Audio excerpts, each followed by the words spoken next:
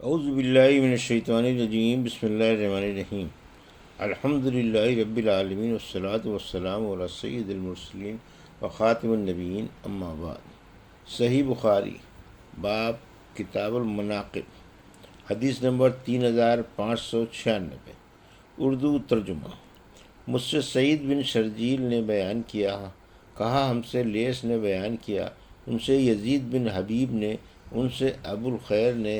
ان سے عقبہ بن عامر رضی اللہ عنہ نے کہ نبی کریم صلی اللہ علیہ وسلم ایک دن مدینے سے باہر نکلے اور شہداء احد پر نماز پڑھی جیسے میت پر پڑھتے ہیں۔ اس کے بعد آپ ممبر پر تشریف لائے اور فرمایا، حوض کوثر تم سے پہلے پہنچوں گا، میں حوض کوثر پر تم سے پہلے پہنچوں گا، اور قیامت کے دن تمہارے لیے میں میر سامان بنوں گا، میں تم پر گواہی دوں گا، اور اللہ کی قسم میں اپنے حوض کوثر کو اس وقت بھی دیکھ رہا ہوں۔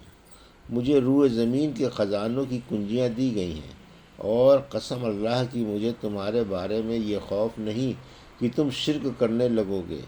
میں تو اس سے ڈرتا ہوں کہ کہیں دنیا داری میں پڑھ کر ایک دوسرے سے رشک و حسد نہ کرنے لگو۔ حدیث نمبر 3597، اردو ترجمہ۔ ہم سے ابو نعیم نے بیان کیا، ان سے سفیان بن عینیہ نے بیان کیا، ان سے زہری نے، ان سے عروہ بن زبیر نے، اور ان سے اسامہ بن زید رضی اللہ عنہ نے بیان کیا کہ نبی کریم صلی اللہ علیہ وسلم ایک مرتبہ مدینے کے ایک بلند ٹیلے پر چڑھے اور فرمایا، جو کچھ میں دیکھ رہا ہوں کیا تمہیں بھی نظر آ رہا ہے؟ میں فتنوں کو دیکھ رہا ہوں کہ تمہارے گھروں میں وہ اس طرح گر رہے ہیں جیسے بارش کی بوندیں گرا کرتی ہیں۔ حدیث نمبر 3598، اردو ترجمہ۔ ہم سے ابو الیمان نے بیان کیا، کہا ہم کو شعیب نے خبر دی، انہیں زہری نے کہا کہ مجھے عروہ بن زبیر نے بیان کیا، ان سے زینب بنت ابی سلمہ نے بیان کیا، ان سے ام حبیبہ بنت ابی سفیان رضی اللہ عنہ نے بیان کیا کہ ہم کو زینب بنت ابی حج نے خبر دی کہ ایک دن نبی کریم صلی اللہ علیہ وسلم کے گھر ان کے گھر تشریف لائے تو آپ بہت پریشان نظر آ رہے تھے اور یہ فرما رہے تھے کہ اللہ تعالیٰ کے سوا اور کوئی معبود نہیں، عرب کے لیے تباہی اس شہر سے آئے گی جس کے واقع ہونے کا زمانہ قریب آ گیا ہے۔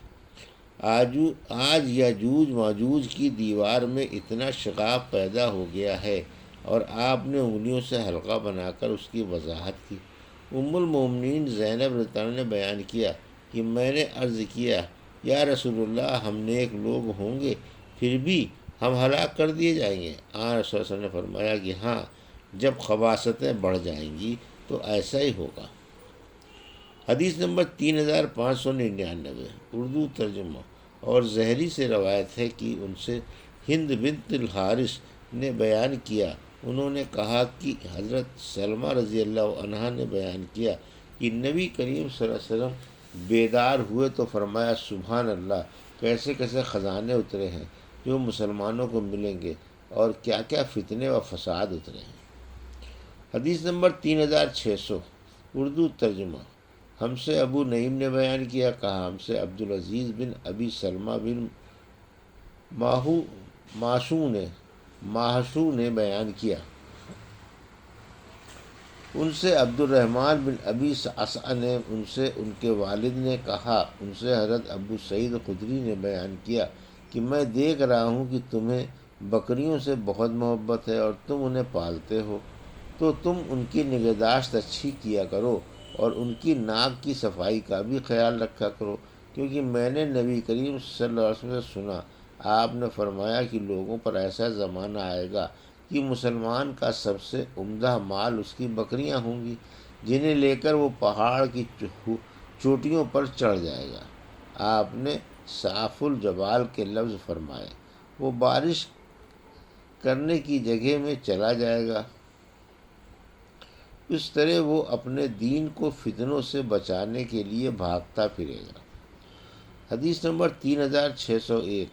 اردو ترجمہ۔ ہم سے عبدالعزیز بن عبداللہ اویسی نے بیان کیا، انہوں نے کہا ہم سے ابراہیم نے بیان کیا، ان سے صالح بن کیسان نے بیان کیا، ان سے ابن شہاب نے، ان سے ابن المسیب نے، اور ابو سلمہ بن عبد الرحمن نے بیان کیا، اور ان سے حضرت ابو ہریرہ رضی اللہ عنہ نے بیان کیا کہ رسول اللہ صلی اللہ علیہ وسلم نے فرمایا، فتنوں کا دور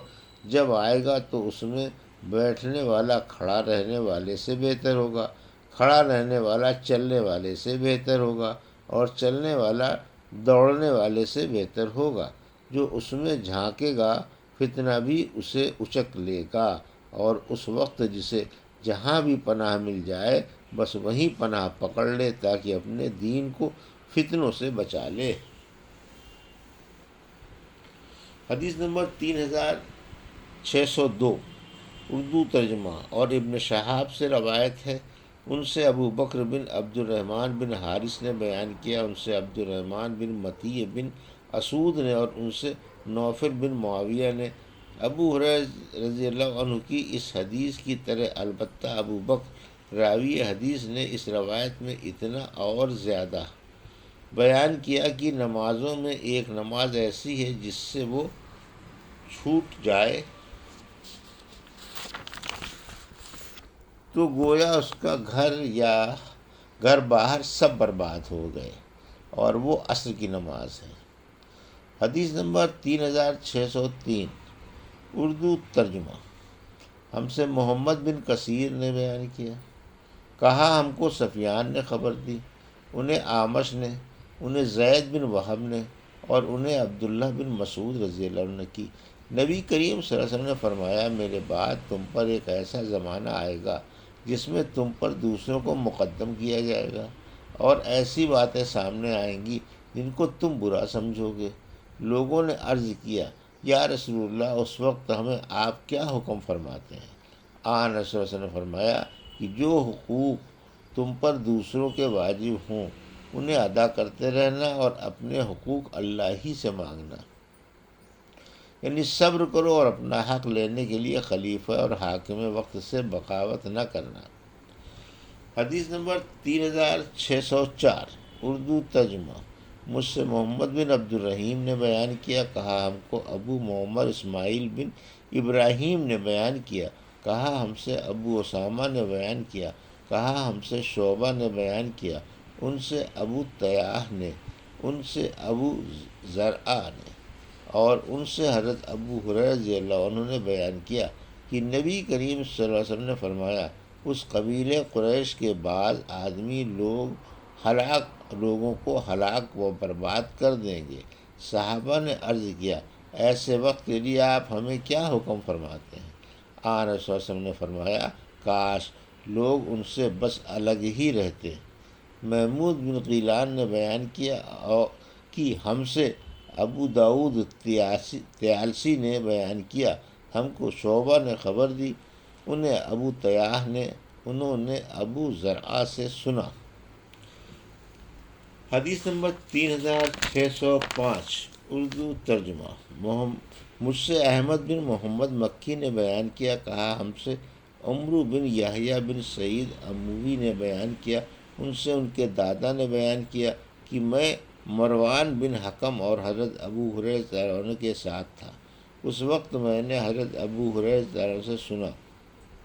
انہوں نے کہا کہ میں نے سچوں کے سچے رسول کریم صلی اللہ علیہ وسلم سے سنا ہے، آپ فرما رہے تھے کہ میری امت کی بربادی قریش کے چند لڑکوں کے ہاتھوں پر ہوگی۔ مروان نے پوچھا، نوجوان لڑکوں کے ہاتھ پر؟ اس پر ابو ہریرہ رضی اللہ عنہ نے کہا کہ اگر تم چاہو تو میں ان کے نام بھی لے دوں کہ وہ بنی فلاں اور بنی فلاں اور بنی فلاں ہوں گے۔ یہ تھی صحیح بخاری باب کتاب المناقب کی حدیث نمبر 3596 سے 3605 کا اردو ترجمہ جو ابھی آپ نے سماعت فرمایا۔ اللہ سے دعا ہے کہ اللہ ہمیں ان حدیثوں کی صحیح سمجھ عطا فرما اور ان پر عمل کرنے کی توفیق عطا فرما، آمین یا رب